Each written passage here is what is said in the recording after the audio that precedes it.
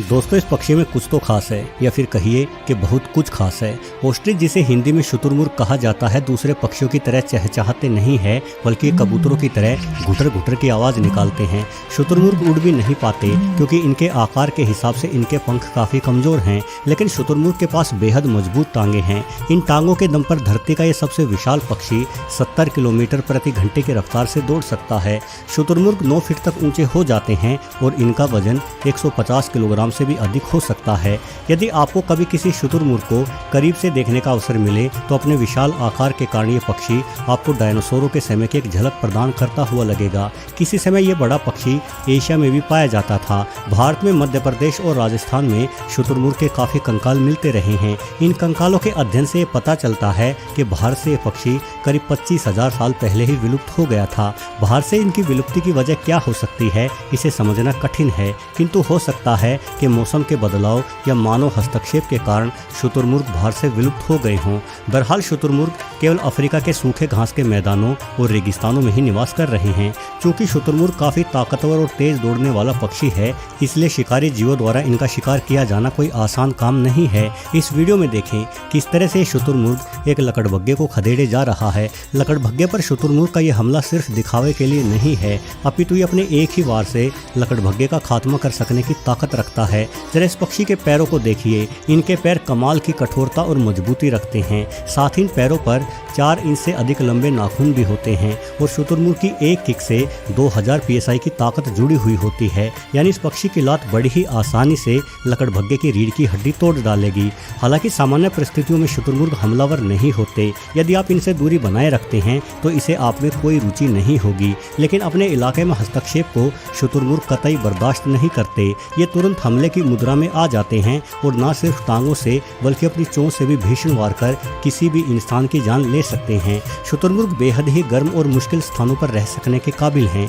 ये सहारा मरुस्थल के उन गर्म स्थानों पर भी आसानी से निवास कर लेते हैं जहां सालाना बारिश 10 सेंटीमीटर से भी कम होती है। इस उड़ती धूल और चिलचिलाती धूप में रह सकने की विशेषताओं में सबसे जरूरी विशेषता है कम पानी में गुजारा कर लेने की क्षमता होना। और शुतुरमुर्ग बेहद ही कम पानी पीते हैं। हालांकि जब ये छोटे होते हैं तो इनकी पानी की आवश्यकता कहीं अधिक होती है। जरा इस वीडियो में देखिए, यहाँ एक ताकतवर बड़ा नर शुतुरमुर्ग पानी पीने के लिए तालाब के पास आया है। इसने अपने बच्चों और मादाओं को अभी पानी से दूर रखा है क्योंकि ये पहले खुद पानी के पास जाकर निरीक्षण करना चाहता है कि पानी में किसी प्रकार का कोई खतरा तो नहीं है।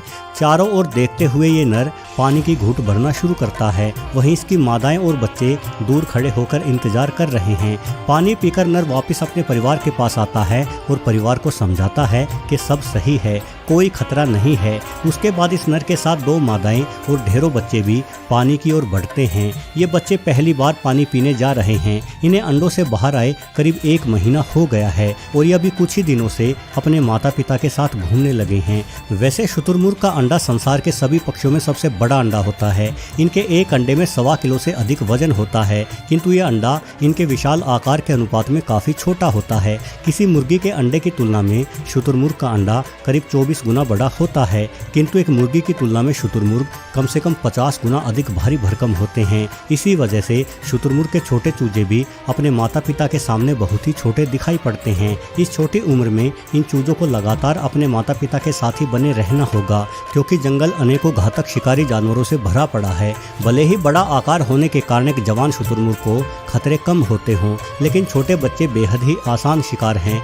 बारी बारी से पानी पीते इन चूजों को अब प्रतिदिन पानी की आवश्यकता पड़ती रहेगी क्योंकि शरीर छोटा होने के कारण ये एक बार में काफी कम पानी ही पी पाते हैं। वहीं बड़े शुतुरमुर्ग 3 से 5 लीटर तक पानी एक ही बार में गटक जाते हैं। उसके बाद यदि इन्हें कई दिनों तक पानी ना भी मिले तो भी इनका काम चलता रहता है। जानकार बतलाते हैं कि शुतुरमुर्ग बड़ी ही आसानी से 2 सप्ताह तक भी बिना पानी के रह लेते हैं।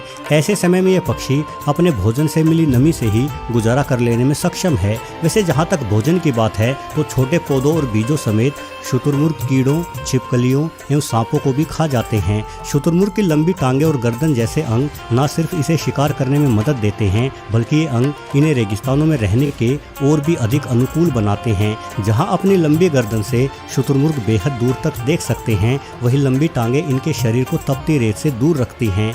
दोस्तों, अफ्रीका में मुख्य रूप से शुतुरमुर्ग की दो उपप्रजातियां पाई जाती हैं, कॉमन अफ्रीकन शुतुरमुर्ग और सोमाली शुतुरमुर्ग। इन दोनों ही शुतुरमुर्ग प्रजातियों के बीच में मामूली रंग रूप का ही अंतर होता है। सोमाली शुतुरमुर्ग जहां अफ्रीका के उत्तरी हिस्से में पाए जाते हैं, वही कॉमन शुतुरमुर्ग पूर्वी, मध्य एवं दक्षिणी अफ्रीका के विशाल भूभाग पर फैले हुए हैं। अपने विशाल आकार के कारण दोनों ही प्रजातियों के शुतुरमुर्ग काफी हद तक अपने अपने इलाके में बेखौफ भी रहते हैं। साथ ही अपनी लंबी और मजबूत टांगों पर ये अप्रत्याशित रूप से तेज भी दौड़ लेते हैं। इस वीडियो में देखिए किस तेज गति से एक शुतुरमुर्ग अपने इलाके में घुस आए दो प्रोफेशनल साइकिलिस्टों का पीछा कर रहा है।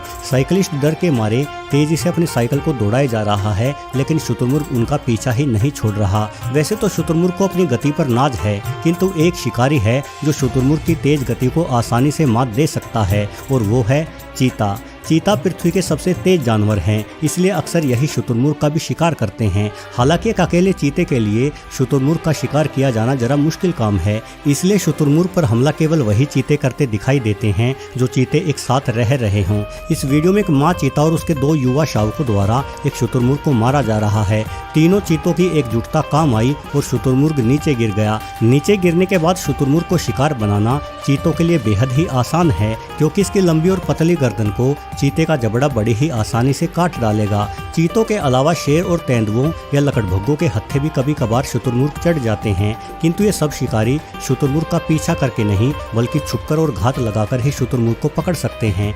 जैसे कि इस वीडियो में एक शेर ने घात लगाकर शुतुरमुर्ग को पकड़ लिया। यदि शुतुरमुर्ग समय रहते शेर को देख लेता तो ये बड़ी ही आसानी से अपनी तेज गति के दम पर भाग निकलता। वैसे एक आम धारणा ये कहती है कि शुतुरमुर्ग शिकारी से दूर भागने की बजाय रेत में अपना सर छुपा लेता है, जिससे इन्हें लगता है कि अब शिकारी इन्हें देख नहीं पा रहा, किंतु ऐसा दावा सिर्फ अफवाह ही है। असल में भारी शरीर के कारण उड़ ना पाने की वजह से ये पक्षी जमीन पर ही खड्डा खोदकर घोंसला बनाता है और अक्सर अपने अंडों को पलटने के लिए ये उस खड्डे में अपना सर डाले रखता है, न कि ये ऐसा दुश्मन से बचने के लिए करता है। मादा द्वारा अंडे देने पर अगले 1.5 महीनों बाद अंडों से छोटे चूजे बाहर निकलते हैं और इस दौरान अंडों को चारों ओर से उचित तापमान पर रखने के लिए ही उन्हें बार बार घुमाना पड़ता है।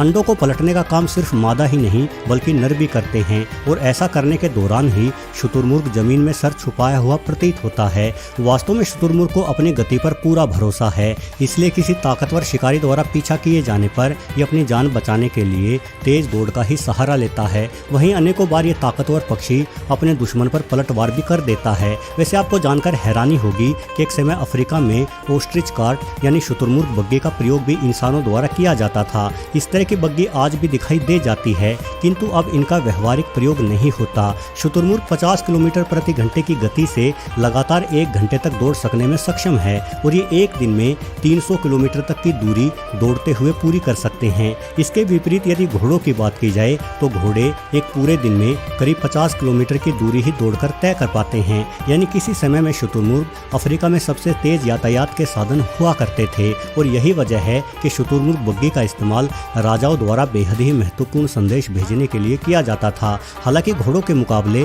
शुतुरमुर्ग बहुत ही कम बुद्धिमान होते हैं, क्योंकि इनकी आंखें इतनी बड़ी होती है कि इनके सर में दिमाग का स्थान काफी छोटा है। इसलिए इंसानों द्वारा इस पक्षी को मनचाही दिशा में ले जाने के लिए ट्रेंड कर पाना बड़ा ही मुश्किल कार्य हुआ करता था। यही वजह रही कि शुतुरमुर्ग बग्गी का कभी बड़े पैमाने पर प्रयोग नहीं हो पाया। वीडियो देखने के लिए आपका बहुत बहुत धन्यवाद।